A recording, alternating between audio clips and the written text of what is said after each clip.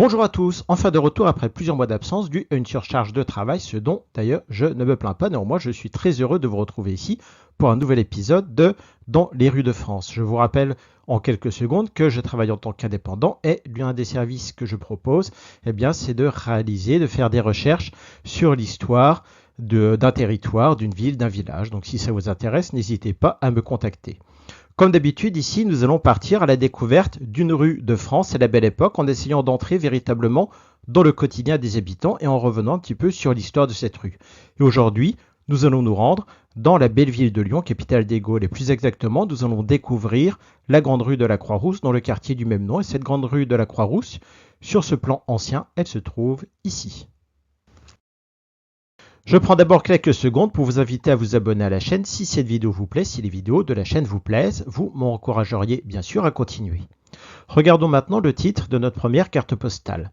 La place est la grande rue de la Croix-Rousse. La rue se trouve tout là-bas, donc l'essentiel de notre carte postale est occupé par la place de la Croix-Rousse. Le LL qui suit le titre correspond à l'éditeur Léon Lévy. Malheureusement, le cachet de la poste est assez difficile à lire. Peut-être qu'on arrive à distinguer un 10 pour 1910, mais dans tous les cas, le timbre de la semeuse à 10 centimes semble nous indiquer que nous sommes bien au tout début du XXe siècle. On va tout de suite revenir à notre plan. Sur ce plan, on voit très bien la position exceptionnelle de Lyon qui se trouve au confluent de la Saône et du Rhône, qui sont deux cours d'eau navigables dès l'Antiquité. Je vous rappelle que jusqu'à l'arrivée du chemin de fer, la voie d'eau était la seule voie de communication qui permettait de transporter des pondéreux.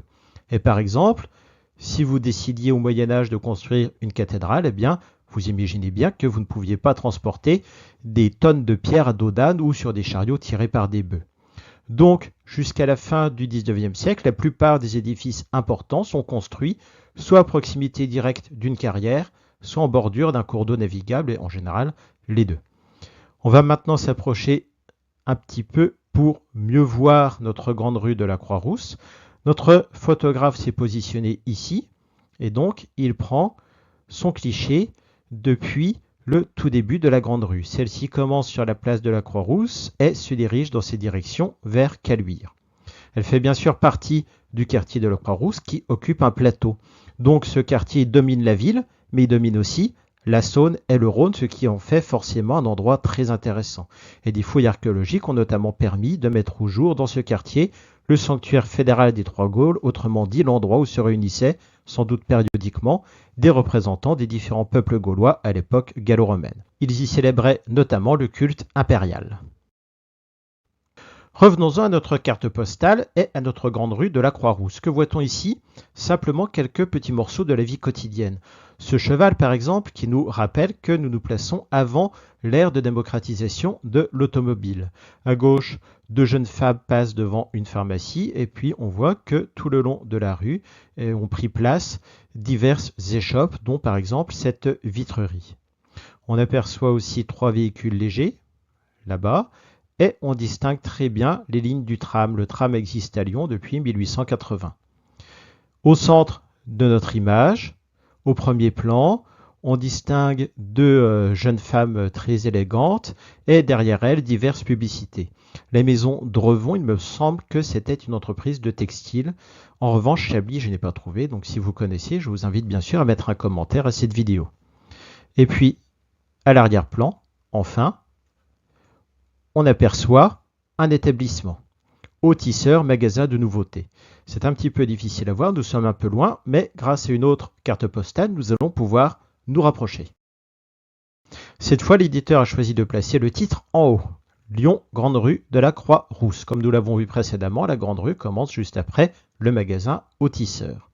Donc là, tout simplement, le cliché a été pris quelques mètres plus loin que le cliché précédent.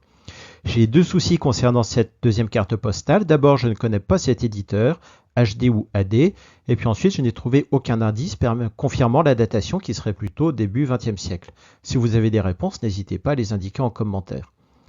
On voit très bien ce tram qui donc roule dans les rues de Lyon, et sur notre droite ici, on se rend compte qu'on est sans doute tombé un jour de marché. Et puis enfin, on retrouve notre établissement de départ. On s'aperçoit aussi qu'il y a un autre magasin mitoyen qui est un magasin de grignoterie, mais nous on va rester sur notre établissement au Tisseur. Tout simplement parce que il est typique des activités traditionnelles du quartier de la Croix-Rousse. Donc vous lisez au Tisseur, magasin de nouveautés, lainage, soierie. La Croix-Rousse, en effet, c'est un haut lieu du travail de la soie en France. C'est là que vivaient les fameux canutes. Ces derniers étaient les tisserands de la soie qui s'étaient installés au début du 19e siècle dans les couvents de la Croix-Rousse et pour lesquels on a édifié les immeubles sur le plateau.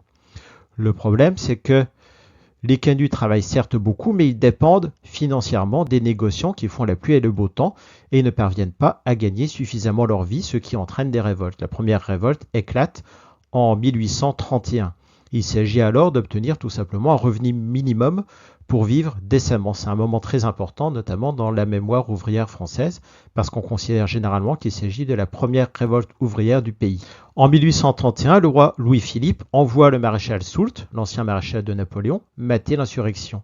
Et deux autres insurrections suivront en 1834 et en 1848. Vous voyez sur ces gravures du musée d'histoire de Lyon qu'il y a eu de véritables batailles de rue qui ont causé la mort de plusieurs dizaines de personnes des deux côtés. Nouvelle carte postale avec toujours notre magasin au Tisseur à droite. Donc, à nouveau, nous avons tout simplement progressé de quelques mètres. Et sur cette carte postale, vous voyez des étalages et puis vous voyez aussi des clients avec ces messieurs qui portent de magnifiques canotiers typiques de la Belle Époque. On peut encore avancer de quelques mètres pour entrer dans cette grande rue de la Croix-Rousse. Gabi nous indique que nous sommes en 1906. Et sur la droite, eh bien, on trouve toujours notre magasin au Tisseur. Et on se rend compte aussi qu'en face se situait une pharmacie. Et puis enfin, on distingue très bien les rues du tram et ce véhicule un peu bizarre qui transporte on ne sait pas trop quoi exactement. Et puis on peut s'amuser toujours à avancer dans cette grande rue de la Croix-Rousse. Vous voyez que cette carte postale a été postée dans un bureau de poste de la Croix-Rousse en 1915 et on peut lire cette inscription émouvante. Reviens vite dans cette rue où l'on s'est aimé, reprendre ce bonheur que l'on réclame à grands cris chaque heure et chaque minute, je t'aime. Évidemment, on ne sait pas à qui était adressée cette carte postale, mais peut-être, pourquoi pas, à un soldat qui se trouvait au front. On retrouve des commerces, comme ce comptoir, et puis divers habitants de la Croix-Rousse. C'est ici véritablement une plongée dans la vie quotidienne des Lyonnais au tout début du XXe siècle. Cette vidéo touche à sa fin et je vous invite à nouveau à vous abonner si vous souhaitez m'encourager à continuer. On en revient à notre première carte postale, pas besoin de la coloriser aujourd'hui puisqu'elle a été éditée en version couleur. Et voici maintenant à peu près le même endroit aujourd'hui. Comme d'habitude, je vous remercie d'avoir regardé cette vidéo et je vais essayer de reposter régulièrement d'autres vidéos. La prochaine devant porter sur les tout débuts de la Troisième République.